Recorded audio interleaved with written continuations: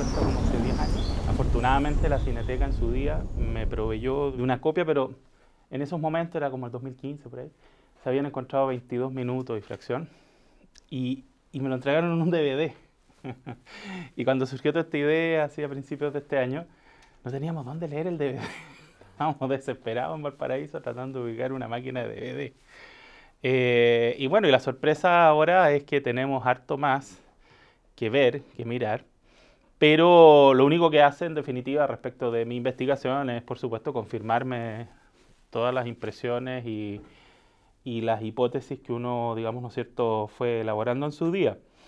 Entonces, yo me gastaría unos 5 minutos para contarles algunas cosas factuales, digamos, ¿no? Y después ya entrar como en una cosa más analítica, digamos.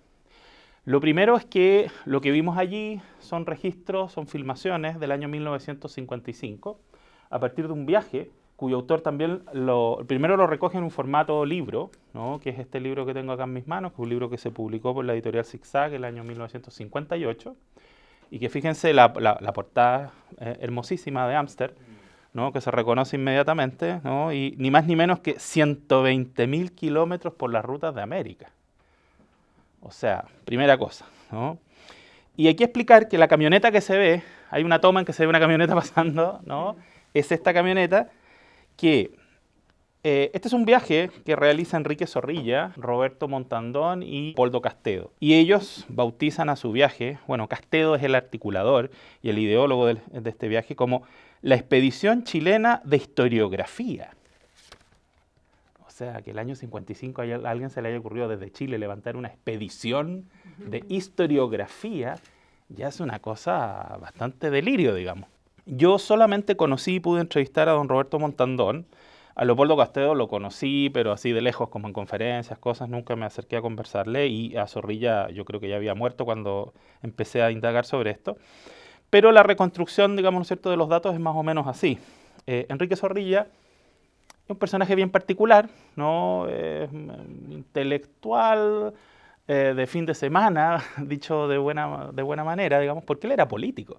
Era agricultor, era demócrata cristiano, militante, fue diputado y embajador de Chile en Alemania Federal en la época de Frey. O sea, un tipo de la élite, digamos. Y el tipo parece que tenía capital. Entonces era exactamente lo que quería un intelectual pobretón como Leopoldo Castedo, ¿no? Y Montandón, que era un funcionario público, tenían que tener este socio. Él es el que pone el capital, digamos, ¿no? Porque el capital consiste en viajan en avión directo de Chile a Nueva York, y en Nueva York compran la camioneta y de ahí bajan. Hay toda una parte que en la película no sale, o tal vez en esos 10 minutos perdidos capaz que termine con eso, que es Estados Unidos y Canadá, porque en el libro sí recogen esas impresiones y le llaman poderosamente la atención. La estepa, el Midwest, Las Vegas, cuando estaba empezando además toda la cosa, hay una cosa muy interesante. Bueno, yo primero conocí el libro, evidentemente, y me llevo una sorpresa, ¿no?, impresionante, que es que, porque tiene fotografías, ¿no? Yo digo, bueno, serán fotos de este señor Zorrilla. La primera foto es de Sergio Larraín Echenique. Y ahí yo quedé para atrás, ¿no? Dije, pero ¿por qué? Empiezo a leer y claro, viene toda la historia, ¿no?, en que estos tres personajes van sumando en su ruta a algunos amigos.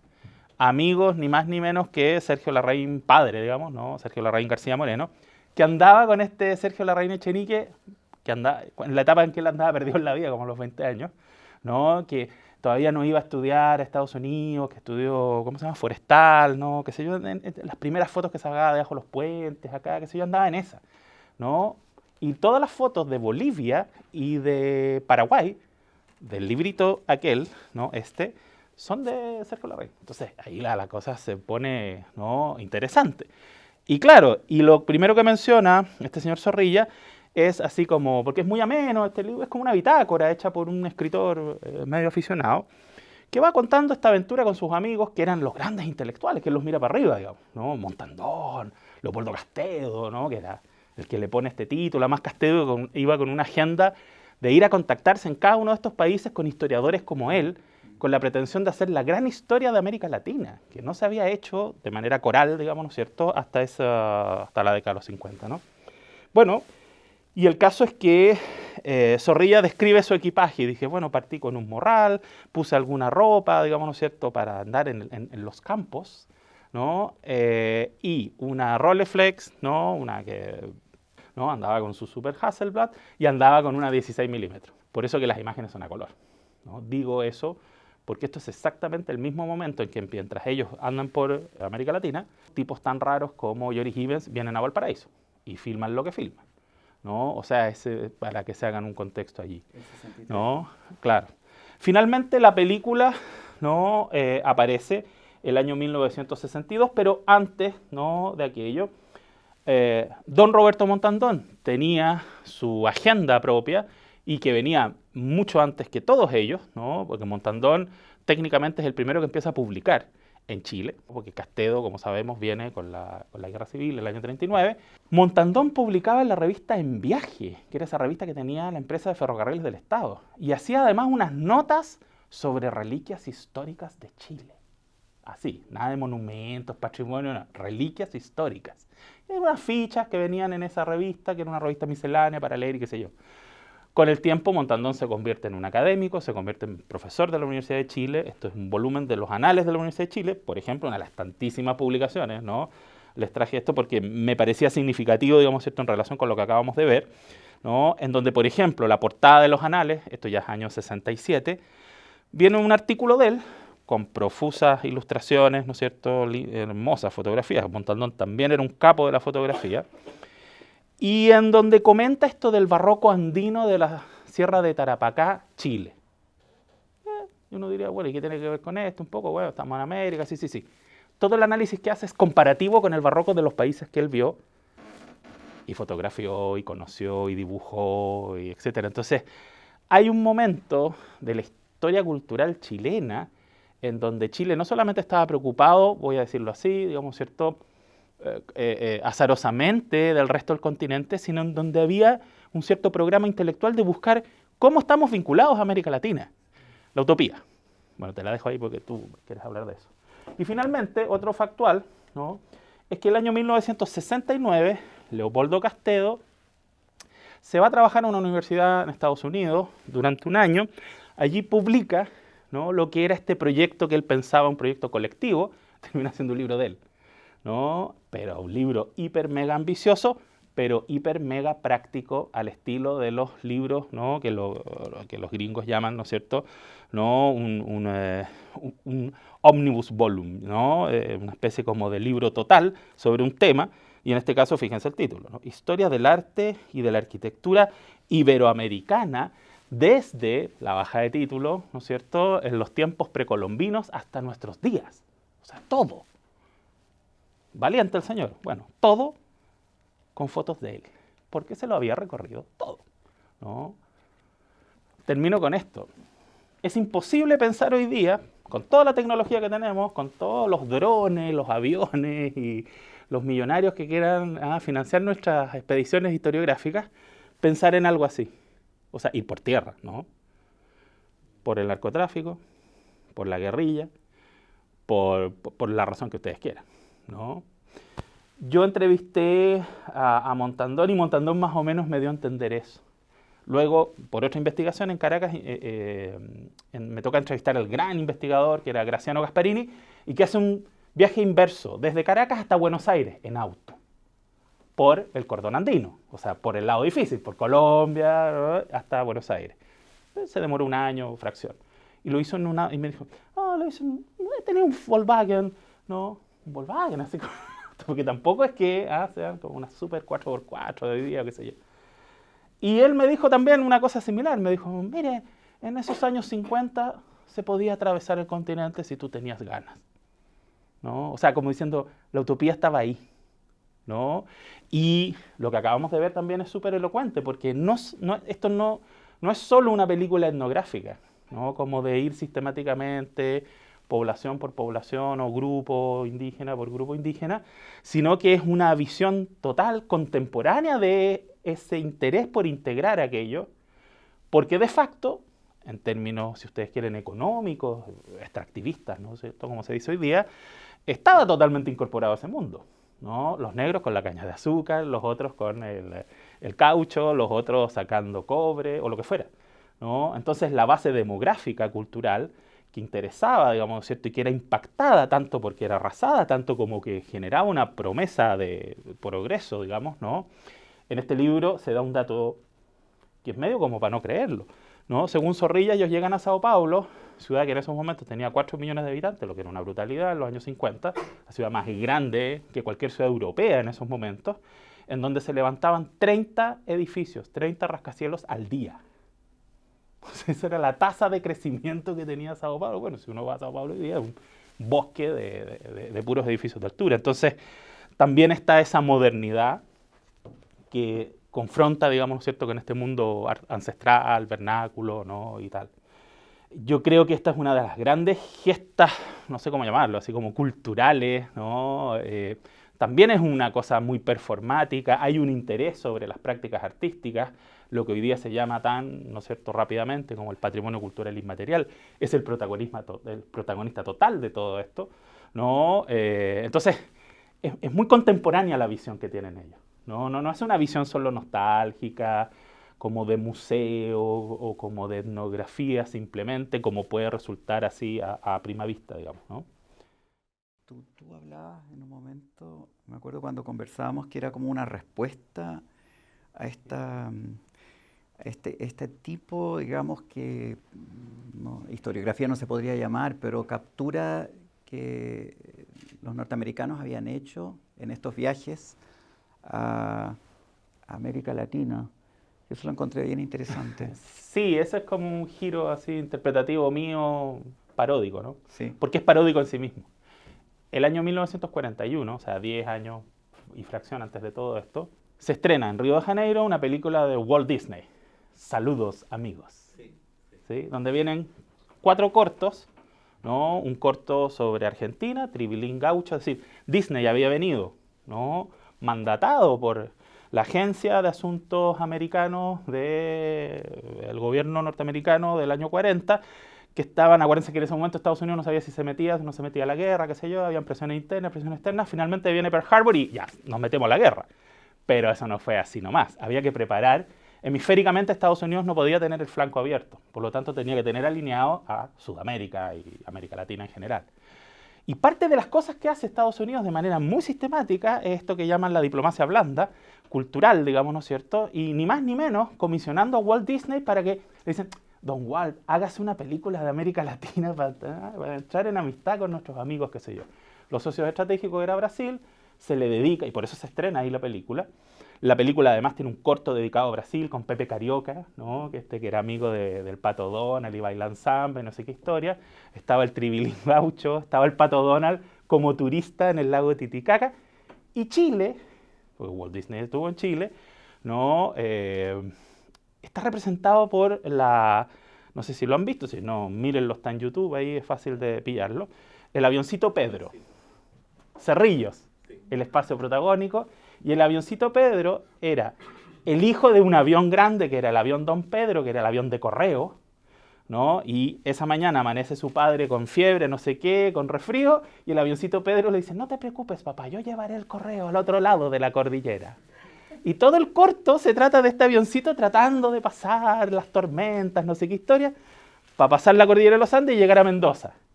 Y en Mendoza se abre aquí, ¿no es cierto?, ¿no? Y había una carta de Walt Disney, ¿no?, que se la mandaba Jorge Delano Coque, ¿ah?, que era su amigo, ¿no?, tal, y que le decía así, saludos amigos, no sé qué. Larga historia ahí, porque sabemos también, los que están metidos en la historia del cine, que eso es lo que genera inmediatamente la indignación, ¿no es cierto?, ¿no?, de Pepo, que dice, ¿por qué salimos representados como un estúpido avioncito, ¿no es cierto?, como si Chile fuera nada, no sé qué? No, el verdadero personaje aquí tiene que ser un cóndor, Condorito. Condorito es la respuesta a Walt Disney. Bueno, larga historia. Pero esto es muy interesante porque finalmente esa aventura de Walt Disney en América Latina no es otra cosa que, literal, la caricaturización que hacía Estados Unidos respecto de América Latina, ¿no? Entonces, hay un momento cultural también. Digamos, Chile no es el único que lanza expediciones, ni viajes, ni todo tipo, digamos, ¿cierto?, de actividades en arqueología, actividades también en reconstrucción de monumentos, cosas, ¿no? Habían agendas nacionales también, veíamos en la imagen, no sé si retuvieron ahí en Cusco, todavía estaban los andamios de la Catedral de Cusco, porque el año 50 había habido un gran terremoto allí, ¿no? Y ya en el año 55 todavía seguían reparando, digamos, ¿no es cierto?, la Catedral de Cusco, etc. Hay una como respuesta, ¿ah?, desde la construcción de nosotros mismos frente a esta alteridad maliciosa o tendenciosa, ¿no?, según la cual, digamos, ¿no es cierto?, para Estados Unidos, todo lo que está al sur del Río Grande es una gran caricatura, digamos, ¿no es cierto?, reducible a esos estereotipos, ¿no? Entonces ir como en la búsqueda de abrir estereotipos para reconocernos, digamos, ¿no es cierto?, con mayor precisión. Va por ahí la cosa, por eso te mencioné ese Sí. capítulo de Walt Disney. Bueno, en Castedo, yo estoy mirando, encontré interesante que Castedo, por un lado, tiene, o sea, tiene una cierta... Primero,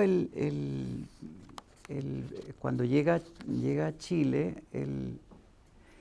ya él había sido estudioso de América, de Latinoamérica.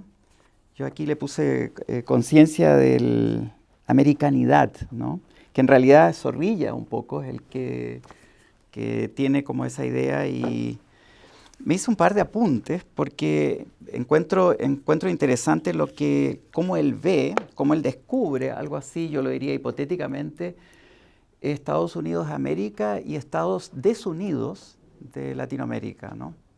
O sea, el gesto, o sea, lo que él ve es que en el momento que los estados celebran sus naciones y toda la idea de patria, se producen conflictos fronterizos entre los países, y eso finalmente arrastra pugna entre los países y nunca puede generarse como una visión unificadora, y eso es lo que a él le preocupa bastante. Interesante igual es como la figura de Castedo, a mí nunca la tenía así tan clara, ¿no?, que él llega a Chile, bueno, el Winnipeg llega el 3 de septiembre del 39, y él inmediatamente... Pero Castedo no viene en el Winnipeg, viene en el Formosa. En el Formosa, sí, claro, pero él llega como en una... Da igual. Pero él rápidamente como que se incorpora se relaciona con la Biblioteca Nacional, empieza a investigar, conoce a Encina y empieza a hacer un estudio, y de ahí saca una versión, digamos, racionada, digamos, de lo que sería la historia de Chile, ¿sí? O sea, si me permite ahí complementar, la historia Sí. de Chile en Cine Castedo original son 35 volúmenes de 300 páginas cada uno. Es una cosa que no se lee nadie. Si en el colegio nos hubiera tocado leer eso, nos morimos de un infarto. La reduce a 4 volúmenes. Y lo que hace Castedo es eso, y además le dice, maestro, podríamos poner imágenes. Y viene el tomo con imágenes. Entonces, de facto se convierte, no diré en el primer historiador del arte chileno, pero sí en el primer historiador que le ve agencia a la imagen como fuente de historia. Y Castedo, según lo que él mismo recoge ahí, ¿no?, dice que Encina no le da mucha pelota con el tema de la imagen. Como que Encina dice, bueno, si usted quiere, póngale imagen. Él hace como panoramas también, ¿no? Sí. Hay un panorama muy, muy interesante del Cerro Santa Lucía, así, donde se ve todo el damero, así, y la ciudad. Quizás solamente para lo que decías tú, mira, hoy día, bueno, en ese momento se habla que habían 200 millones de habitantes en lo que sería América Latina. Ahora son 662 millones. Y, o sea, es como 8,2% de la población. En realidad uno podría decir que no ha crecido tanto la población de América Latina, comparada en general. Y, bueno, de 8.000 millones de habitantes. Sao Paulo, que tenía 4 millones, como tú dices, ahora tiene como tenía, 4 millones, ahora son como casi 23 millones, y México después 22 millones, y bueno, Santiago 7 millones casi. Hay algunos aspectos que quizás valdría la pena revisar. Lo que había iniciado, una carta que a lo mejor la conoces, una carta que es más que nada una reseña de Fernando Santibán.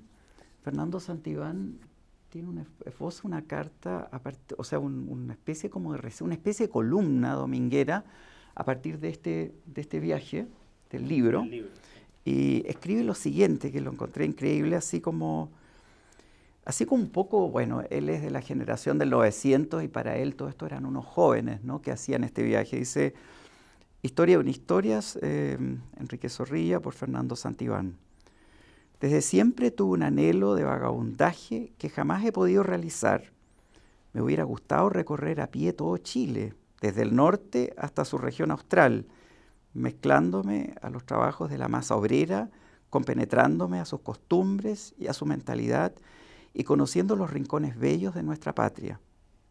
Más tarde, ya hombre, tuve el propósito de viajar en un camión, aperado de todo lo necesario para acampar en cualquier parte y hacer vida de campaña junto a mi familia y acompañantes. Es muy interesante porque este Fernando Santibán es prácticamente el protagonista de la colonia tolstoyana, de 1904. Esto que no fue sino un sueño considerado extravagante por todos aquellos a quienes comuniqué mi proyecto, lo ha realizado últimamente un joven historiador chileno por adopción y afección en compañía de 2 amigos que cooperan en la empresa. Es el proyecto de Leopoldo Castedo, tuvo una proyección mayor. Se trataba de visitar punto por punto toda la América Latina y parte de la del norte, a fin de conocerla personalmente con ojo propio y conseguir colaboración de todos los historiadores americanos de prestigio en una colosal historia de estos países tan poco conocidos entre sí y tan desunidos. O sea, ese es uno de los temas, yo creo, bien importantes. O sea, él cala ahí en lo que realmente era el gesto de Leopoldo Castedo, que buscaba como una manera de cómo vincular una historia, hoy día hablaríamos quizá una historia comparada, ¿no?, una historia comunicativa entre los países. Bueno, hay que decir que todo esto en los años 70, a partir de la sincronía de las dictaduras militares en toda América Latina, excepto Venezuela y México, se generó una ruptura tal que nunca más hubo una literatura, digamos, así como la hizo Ricardo Lacham en su tiempo, u otros, o digamos, visiones como de Ángel Rama, que siempre lo vuelven a citar, de una América, digamos, o de Alfonso Reyes, ¿no?, de una América en su totalidad, ¿no? O sea, todos son como historias parciales también en el arte, ¿no? Para ello, dice Santibán, se hace acompañar de un equipo fotocinematográfico que se encarga de la parte gráfica de la expedición. Esto es algo nuevo, ¿no?, porque se trata de un historiador. Normalmente un historiador, bueno, va y hace apuntes, etcétera, etcétera, pero aquí se trata como de algo supuestamente mayor. Cooperan en esta tarea, él dice, se equivoca, Ricardo Montandón, ¿no?, en su columna, joven antropólogo, y Enrique Zorrilla, agricultor, dueño de buenas viñas en la provincia de Linares. Bueno, tú así lo calificabas, ¿no? Y experto aficionado a la fotografía. Experto aficionado, bueno, ustedes ven la fotografía, bueno, cualquier cosa menos aficionado. Además, acompañan la expedición esposas e hijas de los expedicionarios principales. Sí, en verdad que la expedición de Castedo se efectúa casi en su totalidad por tierra. También se trasladan ocasionalmente por avión, cada vez que las dificultades son insuperables, como las que ocurren, por ejemplo, en las travesías de algunos bosques impenetrables en Brasil y ciertas montañas, lagos y mares que separan a los países o los interrumpen en gran parte. Bueno, aquí hay que decir que el que fue el mayor de todos es Roberto Montandón Pellar, ¿no? Que es de Neuchâtel, que llega, creo que en la década del 20, 19. ¿sí? Llega a Chile, origen suizo, y también lo alcancé a conocer en ese tiempo. Él integraba Consejo de Monumentos Nacionales, o sea, él era Consejo de Monumentos Nacionales y una secretaria, y llegaba a veces con un parche curita, porque por ahí se había caído, no sé, iba a caballo, piloteaba avión, iba en bote, o sea, se movía realmente por todo Chile y llegaba y entonces desembocaba ahí todos sus archivos y con un sombrero así de paja venía. Y era un personaje bien curioso, bien callado, me acuerdo, y ese era Consejo de Monumentos Nacionales. Después, claro, esto se fue agrandando en el año 96 y se convirtió en algo ya un poco más organizado, digamos, ¿no? En algo inmanejable. Inmanejable, claro. Bueno, José sabe más de esto. Tú fuiste secretario en buen tiempo de Consejo de Monumentos. Leopoldo Castedo, bueno, había nacido en Madrid y curiosamente Enrique Zorrilla nació en París, ¿no? También. Hijo diplomático. Y como decíamos que había estado en ese tiempo, fue embajador. Y lo interesante quizás, los tres, bueno, Castedo es un personaje muy especial porque él nunca se sintió exiliado en Chile. Él nunca habló de destierro, eso lo hablábamos como al comienzo, antes de tu llegada. Él hablaba siempre de transtierro.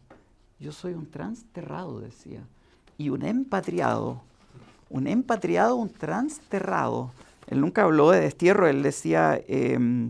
y tenía una noción que a mi juicio es muy importante. Nosotros teníamos, o sea, en la Bienal se creó en dos ejes, ¿no? Un eje era el trueno y el silencio, ¿no? El silencio que nos permitía, de cierta manera, entrar un poco en conciencia y dar cuenta, bueno, qué es lo que la historia nos depara.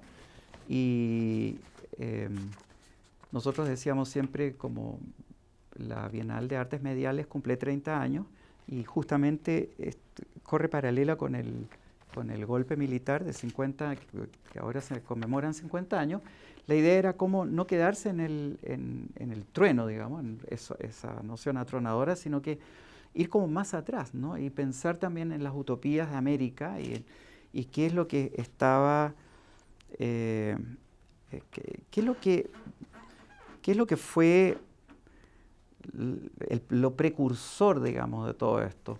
Porque hay que decir, sin pensar que uno pueda decir, bueno, la utopía fallida o no fallida, utopía es una utopía. O sea, hay algo que pensó la ciudadanía, la gente, y esto prácticamente en toda América. Esto ya prácticamente viene desde el movimiento estudiantil de los años 20 en el Perú, ¿no? En Córdoba, después en la Universidad de San Marcos, después en Chile.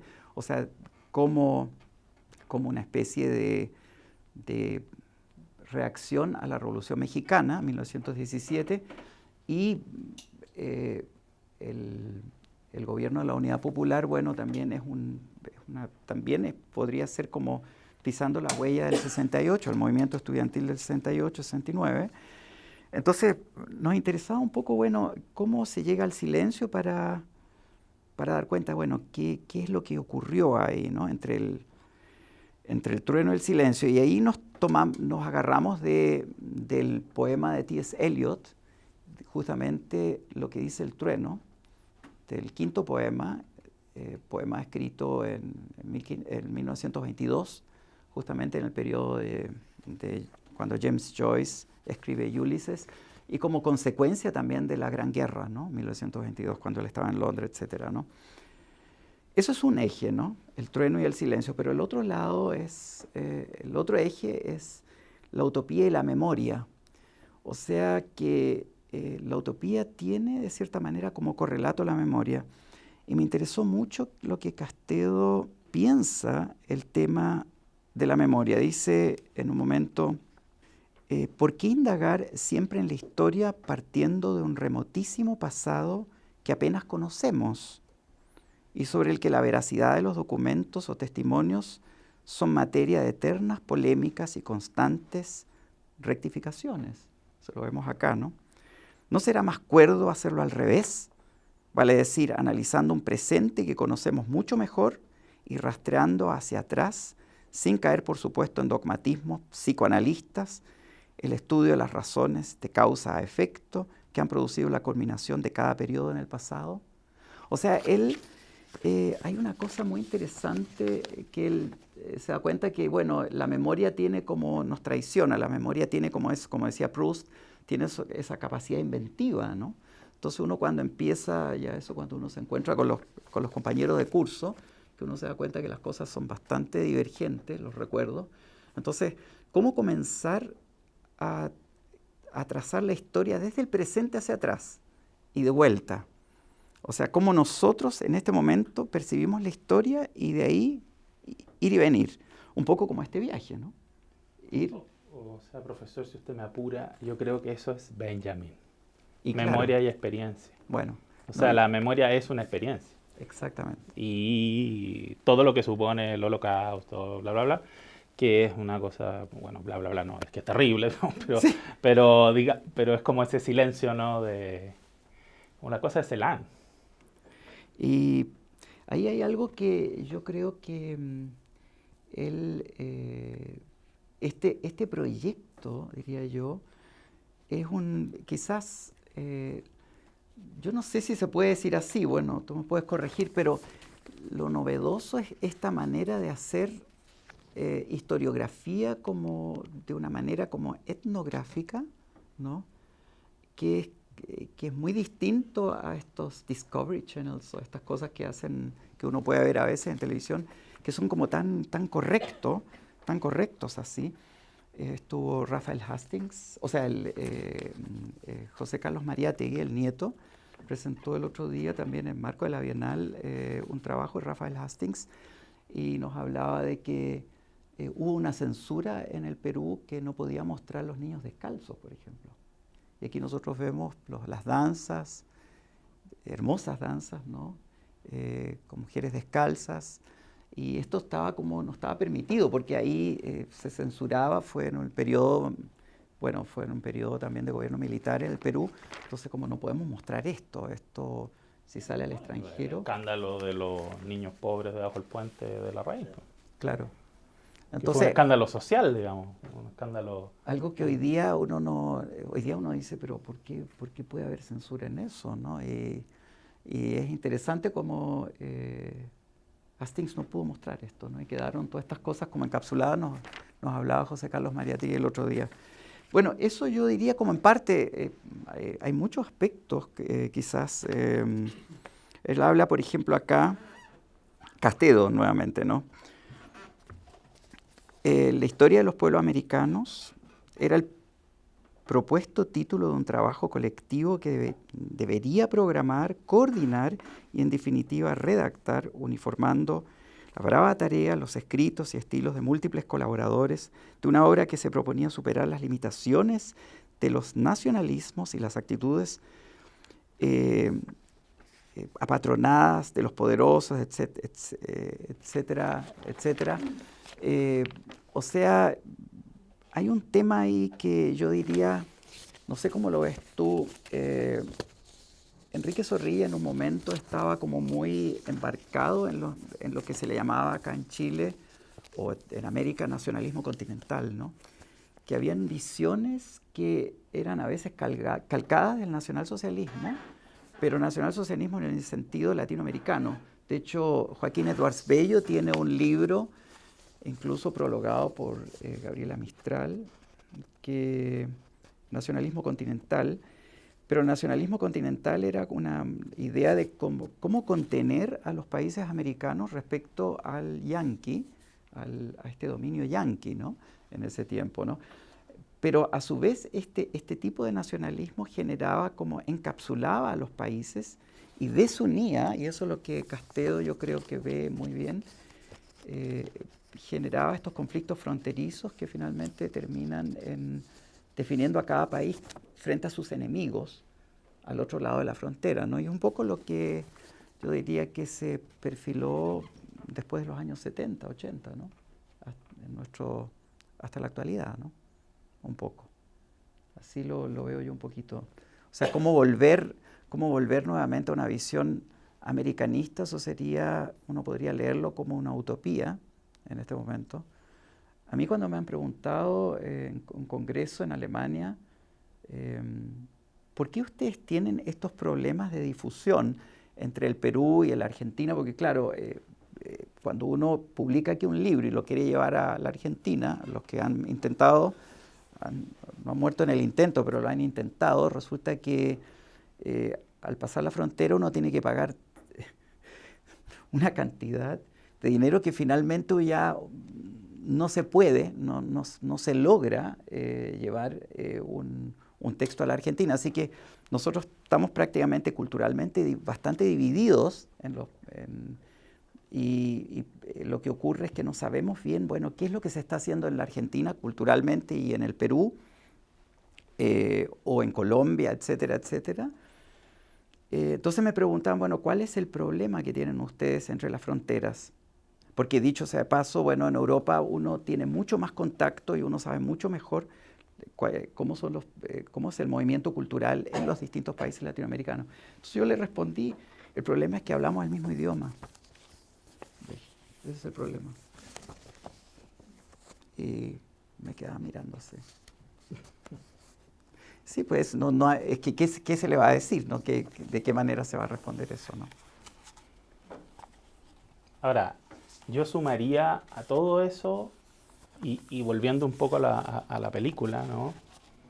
Que está esa dosis, por supuesto, utópica, tan utópica como que finalmente no se logra el objetivo, ¿no? Y se termina en un libro de Casteo, o sea, digamos. Pero también como el arrojo, como la valentía, como el deseo, ¿no? Hay una cosa como de pulsión, de tener que ir a consumir kilómetros, y pasar de un lugar a otro, y etcétera. Miren, yo les tenía aquí una cita, porque la encuentro alucinante, ¿no? En donde el Zorrilla narra así súper desaprensivamente ese tramo que hace en avión, ¿no? Y dice: mientras contemplo desde la ventanilla del avión el familiar paisaje andino, se abre repentinamente la puerta y se produce un pequeño pánico que lleva a los pasajeros a agolparse hacia adelante. Como estoy en el último asiento, algunos piensan que el viento me está tragando, hasta que un expiloto de guerra alemán logra cerrar la puerta. El incidente ha servido para conocernos, y mientras sobrevivimos al poderoso macizo de la Aconcagua, que se arropa en amenazantes nubes grises, celebramos alegremente la primera periprecia del viaje. La precariedad del estar juntos es una cosa, y después además viene el detalle, dice: entre los pasajeros va un grupo de profesionales chilenos expertos en arte, capitaneados por Luis Oyarzún, decano de la Facultad de Bellas Artes de la Universidad de Chile, y Sergio Larraín García Moreno, decano de la Facultad de Arquitectura de la Universidad Católica, que viajan hacia los centros culturales brasileños. O sea, ¿te fijas? Es difícil juntarse, pero la voluntad está. Sí. No es menos cierto, obviamente, y eso es súper sabido, ¿no? En la historia del boom de la literatura. Eso lo dijo Cabrera Infante, lo dijo muchas veces Vargas Llosa. Para ellos era más fácil juntarse en Londres o en París que en La Habana o que en Río de Janeiro. Porque si tú dices, amigos, en los años 60, juntémonos en Potosí, te demoráis un año en llegar. O sea, hoy día, tuve que ir a Potosí hace poco, hoy día son 36 horas ir a Potosí, desde Santiago de Chile. Porque tenés que ir a Lima, de Lima tenés que ir a La Paz, y esperar, después llegar a Sucre, esperar y llegar a Potosí. Es como ir a China, literal. Ir a China son 36 horas. O sea, si vas de aquí a Los Ángeles, Beijing. Ir a Potosí en términos de tiempo, desde que salí de mi casa hasta que llegue a Potosí, es lo mismo. Hoy día, 2023. Entonces, es bien loco también constatar que en términos factuales estamos lejos. Y si tú dices, claro, tus libros, ¿por qué no están en las librerías en La Paz? Es decir, es que ni el libro de ella, ni el de él, ni ningún libro. No. O sea, con suerte en las librerías de La Paz hay libros de allí. Y nosotros que nos creemos tan metropolitanos y tan cosmopolitas, anda a buscar a la librería del GAM. Bueno, es una trampa eso porque son una librería especialista en Chile, pero anda a una librería cualquiera, anda a Metales Pesados a tratar de comprar un libro de, no sé qué, Guatemala. Así, de arte de Guatemala. Arte, Contemporary Art Now, en Guatemala. No, ¿dónde está? Sí. Entonces, es verdad también que esos vasos comunicantes, ¿no? Que tú dices el idioma, sí, pero ¿a qué costo? Es bien impresionante. Oye, me gustaría como invitarnos a conversar un poco sobre la captura misma. De la película. Porque yo lo encuentro hermoso, o sea, creo que tiene mucha belleza. Me llama la atención que está de fondo, digamos, una especie de texto poético. Sí. ¿Sí? La forma de relatar no es cualquier forma de relatar, sino que hay poesía en la forma que se relata. Luego las imágenes, la música que acompaña cada sección, cada parte. Imagínate este momento que está esta mujer con la rueca, digamos, está ahí, y la música, ¿no? Que va acompañando. Y luego hay un momento que me parece espléndido, que es el despliegue de estas redes de pescadores, que son estas redes maravillosas. Las mariposas que son Sí. Porque primero magníficas. nos han mostrado cómo se confeccionan y luego aparecen ahí. O sea, es que no solo tiene que ver con una gesta, como han dicho ustedes, y todo el sentido que tiene este viaje a través de América, sino que hay una tremenda dirección de arte, está muy evolucionado Sí, para la sí. época también. Ya, hablemos de cine, sí. Sí, hablemos un poco de cine, Bueno, Es que yo soy historiador de arte, no de cine. La pero, rueca es interesante. Yo pensé, cuando vi la rueca, dije, bueno, aquí hay una... ¿Por qué se queda la cámara tanto tiempo frente a esta mujer con la rueca? Bueno, en realidad es una alusión al cine también, ¿no? O sea, yo creo que eso Y está con el ojo el visto ciclo. en Eisenstein, que viva México, Sandunga, no sé si vieron eso. A ver, algunos datos. Esta obra, bueno, son los materiales que Zorrilla es el que hace las capturas, ¿no? Con su camarita de 16 milímetros. Hay unas que son bien así tiritonas, pero en el corte las dejan porque esa imagen es genial y es muy Joris Ivens, ¿no? Esto de andar persiguiendo al señor con el espejo en la espalda, ¿no? Por esa calle, eso es muy Ivens. Bueno, tiene mucho guiño a eso. Pero el montajista es Sergio Bravo, don Sergio Bravo, arquitecto y uno de los próceres de este documentalismo de la segunda mitad del siglo XX en Chile, que había hecho la película Mimbre. Sergio Bravo era un tipo, bueno, eran todos salvo Zorrilla era DC, pero los otros eran PC. Bravo era del PC, entonces hace los primeros documentales, las primeras tomas de la Violeta Parra, ¿no? La graba entera la Violeta Parra en Concepción. Él trabaja también con este otro arquitecto que es Osvaldo Cáceres, ¿no? Y hace una película muy extraña que se llama El Mercado Lorenzo Lamas. ¿Y qué es eso, no? Y que era un edificio, ¿no? Que tenía una planta así como pentagonal. Un mercado moderno, ¿no? Que está en una población, ¿no? Leo, tú lo ubicas perfecto. Entonces el tipo se pone con la cámara al medio y juega así, y hace así. Y todas las grabaciones, así, tú quedas mareado. Y eso es el documental. Es una cosa súper exploratoria. Entonces ahí tienes al otro componente. Luego, el relato y los textos, la música. Las músicas, como eso se alcanza a ver en los créditos iniciales, son tomas que captura Castedo. Él estaba muy interesado en los temas de música y andaba con una grabadora portátil de la época, ¿no? Con micrófono y todo el cuento. Trae discos también, se citan discos ahí, ¿no? Y tal. Llegan acá. Y el que diseña el sonido del documental es ni más ni menos que el gran Jorge Di Laurio, ¿no? Que era el sonidista, ¿no? Que era este señor argentino que se había venido a trabajar a Chile en los años 40, ¿no? Y que estaba casado con la Nieves Jankovic, que es la actriz que pone la voz para esta, que es tan característica voz de ella. vitraliana, un poco, sí. Y el texto, eso no lo he logrado documentar, pero es una de las hipótesis para investigar ahí, ¿no? Los que se dedican a historia de literatura pueden ayudar en eso. Porque es muy nerudiano, pero probablemente es Efraín Barquero el que hace el guión. Porque Efraín Barquero había hecho guiones de otros documentales. Y eran amigos. Y eran del partido. Y eran esas cofradías así como de grupos, de amistades, qué sé yo, en donde uno apuesta que le puso... Ahora, Doña Nieves también era muy poeta ella, porque hay otros documentales, el de Isla de Pascua, qué sé yo, que los textos son de ella. Y son muy en esa onda. Entonces también Hoy día una investigadora feminista me diría, no, son de ella. Me retaría, sí.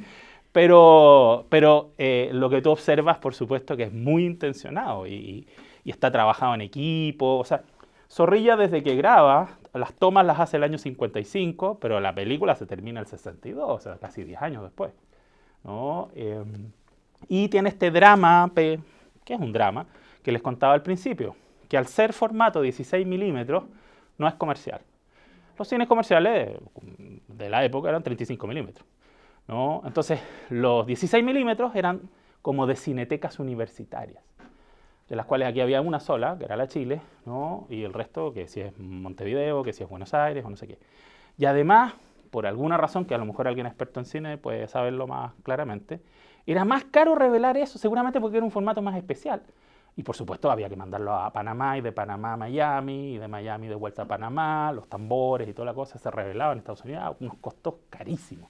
O sea, realmente muy caros, ¿no? Entonces, los procesos de postproducción eran un poco largos por eso también, ¿no? Por un tema de recursos, de concentración, qué sé yo. Y con esta frustración de que ibas a sacar este producto en este formato, y se vio en la Cinemateca, en la Chile, no sé qué, entre poca gente, esa cosa como de los cristianos primitivos más o menos, una cosa así como unas catacumbas, no sé qué. Y el gran estreno comercial, con una distribuidora soviética que distribuía films de América Latina y que les ponía subtítulos, fue en Moscú, en un festival. Y tenemos las recensiones críticas de eso, ¿no? Para terminarles el cuento. Afortunadamente, digamos, para el investigador, ¿no? En este caso, la revista Ekran, que era esa revista aparentemente que hablaba de cine hollywoodense, ¿no? Pero una revista bien completa porque agarraba todos los formatos disponibles en Chile. Y habían recensiones críticas de 16 milímetros, de los festivales de documentales culturales y qué sé yo. Y ahí le hacen una recensión crítica. Y al final el periodista, ¿no es cierto?, el que hace la nota, pone un párrafo así: ojalá que esto se pueda ver en Chile. Y ahí quedamos. O sea, y yo creo que, de verdad, a lo mejor estoy exagerando, pero sí, cuarta o quinta vez que se ve en Chile esto hoy día. Y como acabamos de ver, es una joya. O sea, un poco, ¿no?, también haciendo parte de tus palabras, o sea, esto es puro goce, es puro color, es puro baile, es una cosa absolutamente como eufórica, digamos, no es una película dramática del indio que sufre, es una cosa, ¿no?, que también había en esos guiones, ¿no?, claramente. Sí, para incorporarlo en Emelco, que eran estos, dentro de estos noticiarios que se daban en los cines. O sea, el cine siempre tenía Emelco, después tenía un corto de la Universidad de Chile, pero eran cortos, eran como de 10, 15 minutos.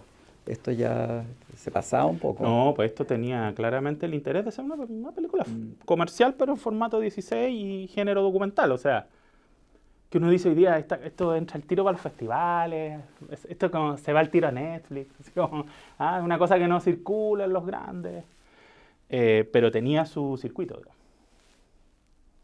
Yo quiero aportar. Por favor. Hasta el 67 no se hizo revelado color en Chile. Imagínate. En la Católica, en el film mismo. También quería preguntar por qué Sergio Bravo en su libro ni siquiera menciona esta película. Me parece Pues, súper extraño. Sí.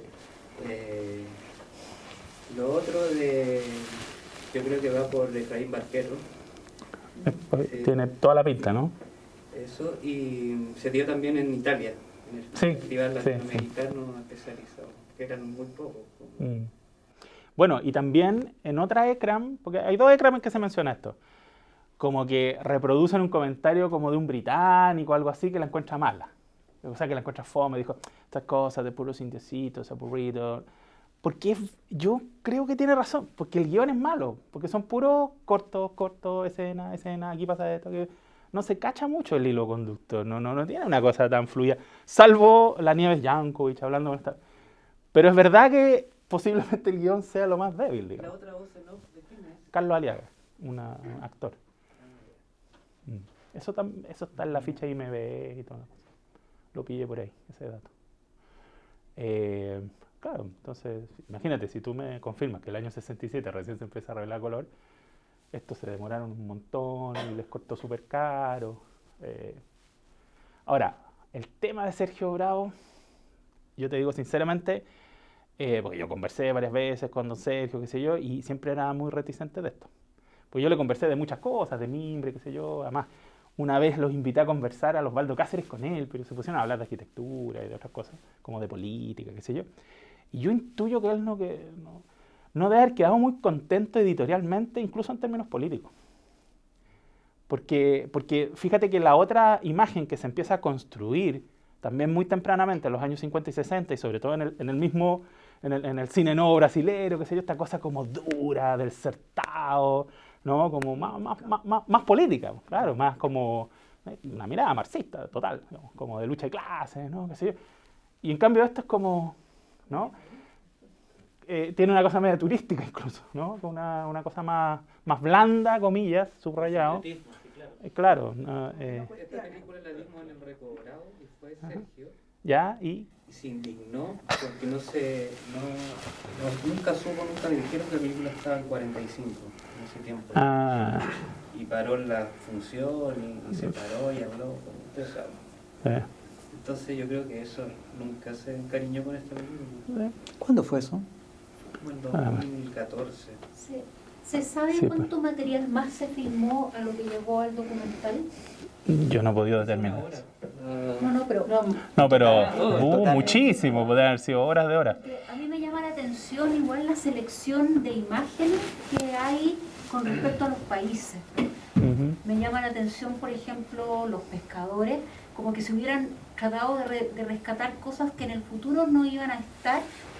Me llama la atención, por ejemplo, las araucarias nevadas, sin personas, solamente aceites. Sin mapuches. Sin mapuches. Sí.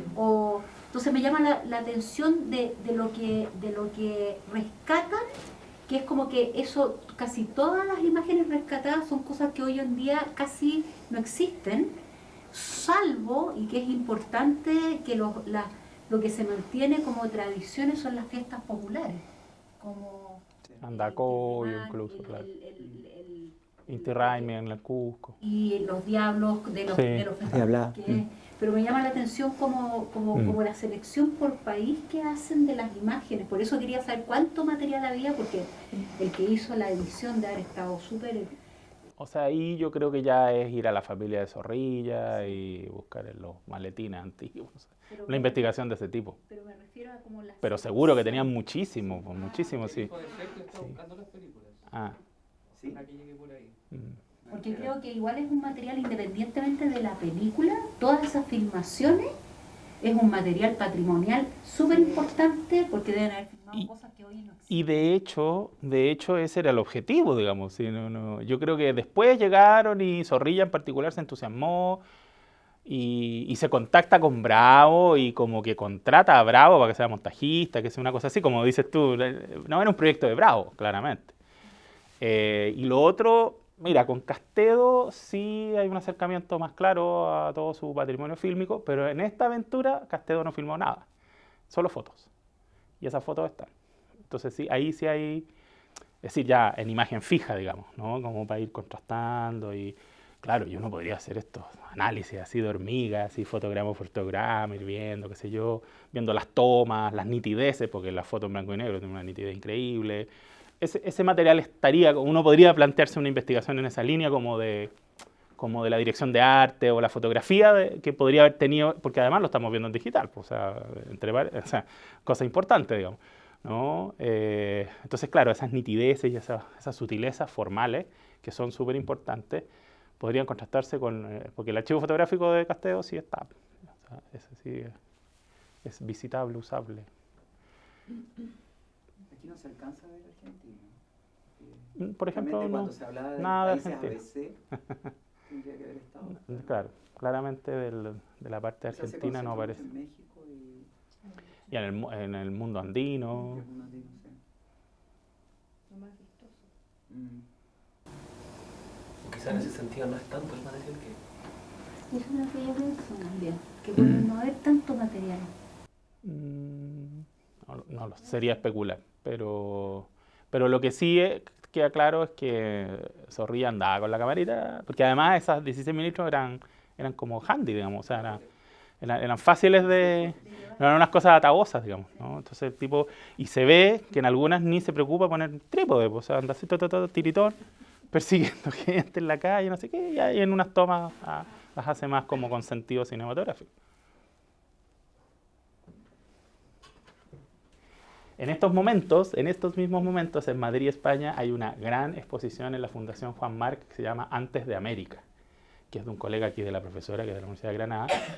El curador es Rodrigo Gutiérrez. Y esa exposición, ¿no?, que es fuentes originarias del arte americano, qué sé yo, tiene como hipótesis de trabajo cosas muy parecidas, ¿no?, en la perspectiva de 60, 70 años, ¿no?, de lo que fueron investigando, ¿no?, estos investigadores de la cultura visual, lo voy a llamar así, para incluir todo en un solo, ¿no?, desde cine, imagen fija, etc.